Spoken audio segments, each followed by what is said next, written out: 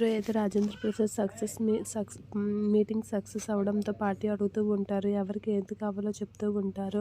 ఇక ప్రణతి అయితే తనకి డ్రెస్సులు కావాలని, కామ్లీ అయితే తనకి డైమండ్ రింగ్ కావాలని అలా ఒక్కొక్కటి అడుగుతూ ఉంటారు. ఇక అందరూ అడుగుతుంటే అవనికి ఏం కావాలో అడగండి అని చెప్పి పార్వతి అంటూ ఉంటుంది. ఆ మాటలకి నీకేం కావాలమ్మనంటే నాకు మామయ్య అని తడబడేసరికి పల్లవి అయితే వీళ్ళు హ్యాపీగా ఉండడం నాకు అస్సలు ఇష్టం లేదు.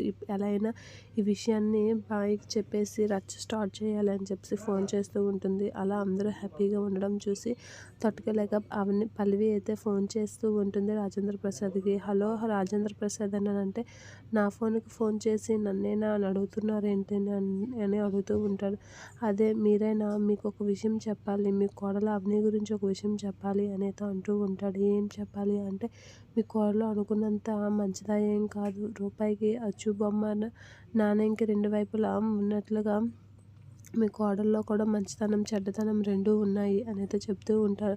మీ దగ్గర మంచితనంగా నటిస్తుంది, కానీ తను మీ దగ్గర మీకు తెలియని చెడ్డదై కూడా ఉంది అనేది అంటూ ఉంటారు. ఆ మాటలకి ఏం మాట్లాడుతున్నారు మీరు, నాకే ఫోన్ చేసి అలా మాట్లాడడం అసలు పద్ధతి కాదు అని అంటే, నేను మీకు నిజంగా నిజం తెలుసుకోవాలి అంటే మీకు ఒక విషయం చెప్తాను వినండి అనేది అంటూ ఉంటుంది. ఏం మాట్లాడుతున్నావు, పిచ్చి పిచ్చి మాట్లాడుకు, ఫోన్ కట్ చేయంటే, లేదు లాస్ట్ మాట చెప్తాను, అది నిజమో కాదో మీరే కనుక్కోండి అనేది అంటూ ఉంటుంది. ఏంటి అనేది అంటూ ఉంటాడు. ఇక సీరియస్గా రాజేంద్ర ప్రసాద్ మాట్లాడేసరికి అవని వీళ్ళందరైతే షాక్ అయిపోతూ ఉంటారు.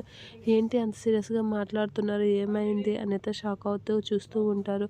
అవని మీరు జైల్లో పెట్టించిన ఆ భరత్ని బెయిల్ ఇప్పించి ఇడిపించింది, కావాలంటే మీరే అడగండి, అది ఎంతవరకు నిజమో అని చెప్పి అంటూ ఉంటుంది. తను ఏడిపించింది మిమ్మల్ని, మీ మాట వద్దని చెప్పి తను ఏడిపించింది అని చెప్పి అంటూ ఉంటుంది. ఆ మాట వినగానే రాజేంద్ర ప్రసాద్ షాక్ అవుతూ ఉంటాడు. అసలు ఏం మాట్లాడుతున్నావు నువ్వు అని అంటే, మీ కోడలు మీ ముందే ఉంది కదా, అడగండి, అడిగేసి అది నిజమో కాదో తేల్చుకోండి అనేది అంటూ ఉంటాడు. ఆ మాటలకి అవన్నీ కాసి చూస్తూ షాక్ అవుతూ ఉంటాడు. రాజేంద్ర ప్రసాద్ పల్లవి చెప్పిన మాటలన్నిటికీ షాక్ అయ్యి అలా ఉండిపోతాడు.